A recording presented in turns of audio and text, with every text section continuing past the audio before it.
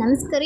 ಈ ವಿಡಿಯೋದಲ್ಲಿ ಕೇವಲ 10 ನಿಮಿಷದಲ್ಲಿ ಮನೆಯಲ್ಲಿಯೇ ಘಮಘಮವಾದ ರೆಸ್ಟೋರೆಂಟ್ ಸ್ಟೈಲಿಯ ಜೀರಾ ರೈಸನ್ನು ರೆಡಿ ಮಾಡ್ಕೊಳ್ಳೋಣ. ಇನ್ನು ಮುಂದೆ ಆರ್ಡರ್ ಮಾಡೋ ಅವಶ್ಯಕತೆನೇ ಇರೋದಿಲ್ಲ. ಈ ಥರ ಜೀರಾ ರೈಸನ್ನು ನೀವು ಕೂಡ 10 ನಿಮಿಷದಲ್ಲಿ ಮನೆಯಲ್ಲೇ ರೆಡಿ ಮಾಡ್ಕೊಳ್ಬೋದು.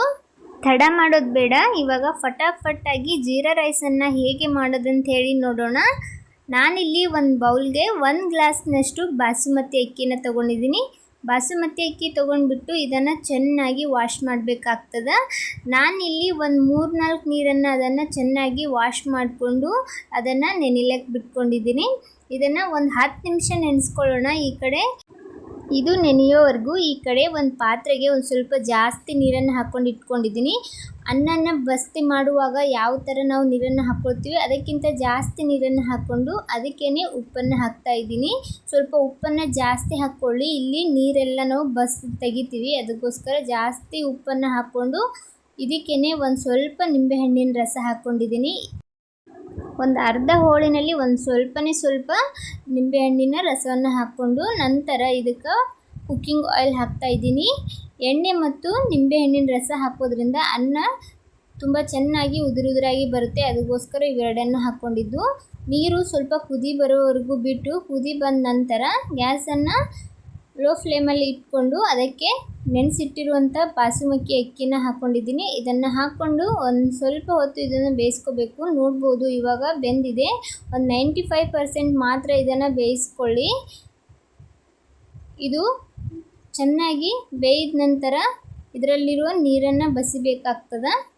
ಇವಾಗ ಈ ಅನ್ನ ರೆಡಿಯಾಗಿದೆ. ಗ್ಯಾಸನ್ನು ಆಫ್ ಮಾಡಿಕೊಂಡು ಇಲ್ಲಿ ಒಂದು ಚಾಣಿಯ ಸಹಾಯದಿಂದ ನಾನು ನೀರನ್ನು ಬಸ್ಕೊಂಡಿದ್ದೀನಿ.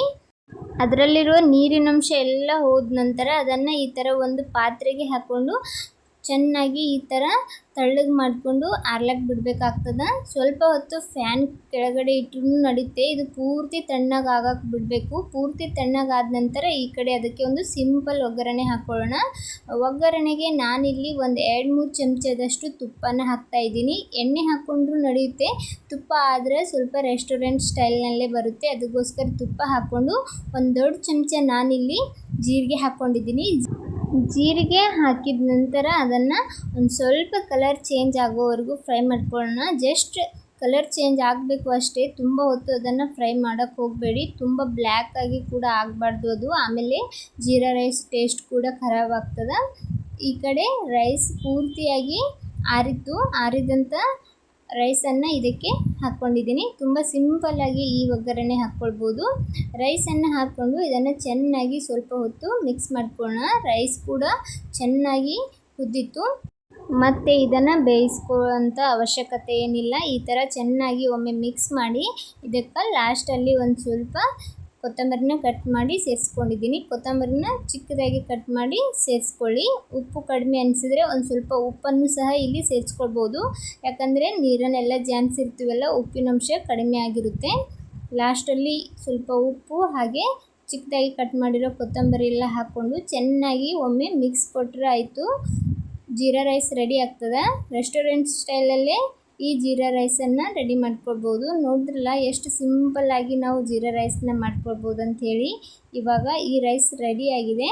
ಇವಾಗ ಇದನ್ನು ಸರ್ವ್ ಮಾಡ್ಕೊಂಡಿದ್ದೀನಿ. ಈ ಜೀರಾ ರೈಸ್ ದಾಲ್ ಫ್ರೈ ಜೊತೆ ಸೂಪರಾಗಿರ್ತದೆ. ದಾಲ್ ಫ್ರೈ ಮಾಡಿಕೊಂಡು ಈ ಥರ ಜೀರಾ ರೈಸನ್ನು ಮಾಡಿಕೊಂಡು ಉಣ್ತಿದ್ರೆ ಅದ್ರ ಮಜಾನೇ ಬೇರೆ. ಹೊರಗಡೆ ಆರ್ಡ್ರ್ ಮಾಡಿ ತರಿಸೋದಕ್ಕಿಂತ ಈ ಥರ ಮನೆಯಲ್ಲೇ ಜೀರಾ ರೈಸ್ ಮಾಡ್ಕೊಂಡು ನೋಡಿ ತುಂಬ ಇಷ್ಟಪಡ್ತೀರಾ. ಹಾಗೆ ಮನೆಯವರೆಲ್ಲರಿಗೂ ಖುಷಿಯಾಗುತ್ತೆ. ಈ ರೆಸಿಪಿ ನಿಮ್ಗೆ ಇಷ್ಟ ಆದರೆ ತಡ ಮಾಡಬೇಡಿ, ಒಂದು ಲೈಕ್ ಕೊಡಿ. ಹಾಗೆ ಇದೇ ಥರದ ಇನ್ನಷ್ಟು ರೆಸಿಪಿಗೋಸ್ಕರ ರಮ್ಯಾ ಮನೆ ಅಡುಗೆ ಚಾನಲನ್ನು ಸಬ್ಸ್ಕ್ರೈಬ್ ಮಾಡ್ಕೊಳ್ಳಿ. ಟ್ರೈ ಮಾಡಿದವರು ಹೇಗಾಗಿತ್ತಂಥೇಳಿ ಕಮೆಂಟ್ ಮಾಡೋದು ಮಾತ್ರ ಮರಿಬೇಡಿ. ನನ್ನ ವಿಡಿಯೋ ಯಾರೆಲ್ಲ ನೋಡ್ತಾ ಇದ್ದೀರಾ ಎಲ್ಲರಿಗೂ ಧನ್ಯವಾದಗಳು.